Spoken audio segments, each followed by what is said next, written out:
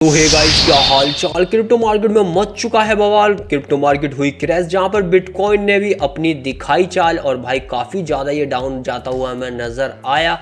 और यहाँ पर कह सकते हो बिटकॉइन के साथ काफ़ी सारे और भी टोकन यहाँ पर हमें क्रैश होते हुए नज़र आए।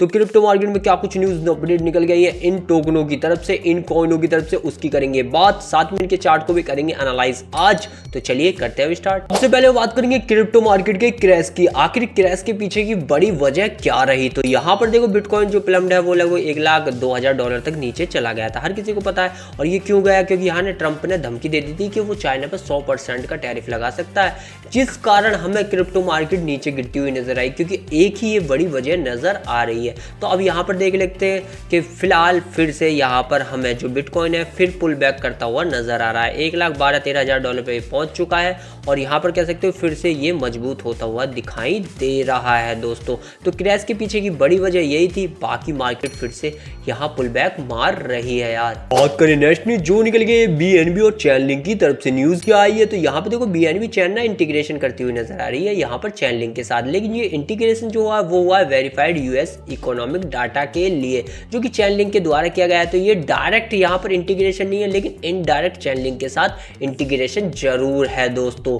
तो यहाँ पर कह सकते हो ये न्यूज दोनों के लिए, यानी कि बीएनबी और चैनलिंक दोनों के लिए अच्छी है। तो एक बार ये चार्ट देख लेते हैं, आपको चैनलिंक का चार्ट नजर आएगा। तो टेक्निकल के हिसाब से यहाँ पर जो ये चार्ट है वो ठीक ठाक काम कर रहा है और यहाँ पर सपोर्ट फिर से ले चुका है, क्योंकि एक बार ये ले चुका है, एक बार ये ले चुका है, लगभग 4 बार यहाँ पर इसने सपोर्ट लिया है। तो फिर से क्रैश होने के बाद भी अच्छा खासा सपोर्ट चैनलिंक ले रहा है। तो अगर ये नीचे भी आता है तो फिर से सपोर्ट लेके कुछ इस प्रकार से ऊपर जा सकता है, वरना यहीं से ये ऊपर जाने के लिए तैयार बैठा है दोस्तों।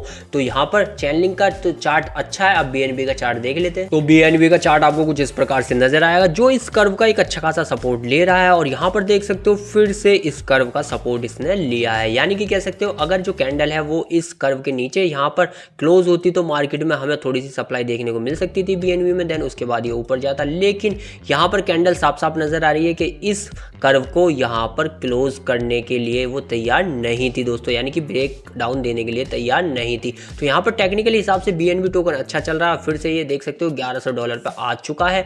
तो यहाँ पर कह सकते हो बीएनबी का जो कर्व सपोर्ट है वो ठीक ठाक चल रहा है। फ्यूचर तक देख सकते हो लगभग $2,000 का इसका टारगेट है, वो कंप्लीट भी हो सकता है दिसंबर से पहले। यानी कि कह सकते हो दोनों के ही चार्ट अच्छे चल रहे हैं और दोनों के लिए न्यूज भी अच्छी आई है। बात करूं नेक्स्ट न्यूज जो निकल गई पंजी पेंगुइन की तरफ से। न्यूज क्या होने वाली है? तो पंजी पेंगुइन यहाँ पे शार्प टेक्नोलॉजी के साथ पार्टनरशिप करता हुआ नजर आया। अगर आप शार्प टेक्नोलॉजी को नहीं जानते तो ये सोलाना को होल्ड करता है और सोलाना की जो ट्रेजरी है वो बना रहा है। लगभग अभी तक ये 2 मिलियन सोलाना के टोकन होल्ड करके बैठा हुआ है। तो समझ सकते हो कितनी बड़ी फर्म है। तो ये अब पंजी पेंगुइन को भी एक्सपेंड करना चाहता है, जिस कारण हमें शार्प के साथ पंजी पेंगुइन का ये पार्टनरशिप होता हुआ नजर आ रहा है। तो काफी दिनों बाद पंजी पेंगुइन की न्यूज आई है, तो अच्छी न्यूज है। एक बार पंजी पेंगुइन का चार्ट भी देख ले। तो चार्ट आपको कुछ इस प्रकार से नजर आएगा, जहां पर देख सकते हो कि पंजी पेंगुइन का ये चार्ट है वो हमें डाउन जाता ही नजर आ रहा है। यहाँ पर देख सकते हो फिलहाल ये डाउन ही गया है, लेकिन अच्छा खासा सपोर्ट इसने यहाँ पर लिया, ये काफी अच्छी बात है। तो यहाँ पर कह सकते हो जब तक इसका ब्रेकआउट नहीं देता तब तक पंजी पेंगुइन ऊपर जाने के लिए तैयार नहीं है और ये ब्रेकआउट देना काफी जरूरी है, वरना पंजी पेंगुइन नीचे आने के लिए भी तैयार है। फिर से सपोर्ट लेके ये कुछ इस प्रकार से ऊपर जाएगा। तो न्यूज अच्छी है, चार्ट भी कुछ दिनों में अच्छा हो सकता है। बात करें नेक्स्ट न्यूज जो निकल गई शिबा इनू की तरफ से। न्यूज क्या होने वाली है? तो यहाँ पे शिबा इनू एलिमिनेट करता हुआ नजर आ रहा है। 9.78 मिलियन यहाँ पर शिबा इनू यानी कि बर्न करता हुआ नजर आ रहा है डेली बेस पे। यहाँ पर जो बर्निंग रेट है वो हो चुका है 13,000%। अब बर्न करने से क्या फायदा होता है? तो एक ऐसे वॉलेट में भेज देते हैं टोकन जहाँ से वापस ना आए और टोकन बर्न हो जाते हैं। तो यहाँ पर बचे हुए टोकन की डिमांड बढ़ जाती है और रेट भी बढ़ने लगता है, समझ रहे हो? तो यहाँ पर देख सकते हो डाटा दिया गया है 24 घंटे के अंदर इन्हें 0.70% टोकन यहाँ बर्न किए हैं लगभग सकते हो। तो यहाँ पर देख सकते हो 24 घंटे के अंदर इन्हें 97 लाख टोकन बर्न कर दिए और 7 दिनों के अंदर 5,54,00,000 टोकन ये बर्न करता हुआ नजर आ रहा है। तो अपने अगर ऐसे ही ये इस अभियान को चलाता रहेगा तो डिमांड आएगी टोकन में काफी ज्यादा दोस्तों।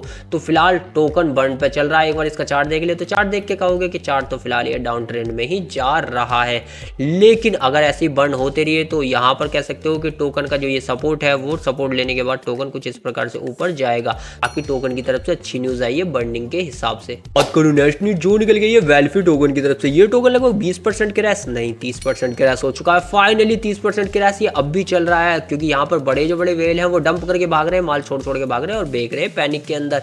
लेकिन ये सारा जो खिलवाड़ है वो डोनाल्ड ट्रंप यानी कि इस चाचा ने तो किया है, यहाँ पर धमकी दे के चाइना पे टैरिफ है। तो इसका टोकन कैसे बच जाएगा, और इसका टोकन ही सबसे बुरी स्थिति में चल रहा है, जो कि वेल्फी टोकन आप तो जानते हो, वर्ल्ड लायबिलिटी फाइनेंस, जो कि डोनाल्ड ट्रंप की खुद की ही कंपनी है। तो मैं इसका चार्ट ही आपको क्या दिखाऊं, क्योंकि टोकन भाई बुरी तरीके से क्रैश हो चुका है।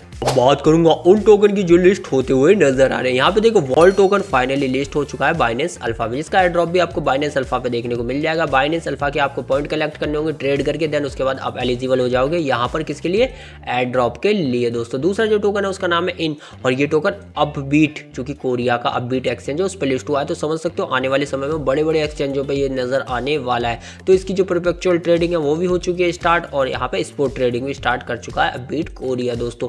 तो यहाँ पर इस टोकन पे थोड़ी सी नजर रखिएगा। तो यही थे वो टोकन जो लिस्ट हुए हैं, और यही थी न्यूज़, यही थी वो अपडेट जो क्रिप्टो मार्केट से आई और मैंने आपको प्रोवाइड कराई। वीडियो पसंद आ रहा लाइक, चैनल कीजिएगा सब्सक्राइब।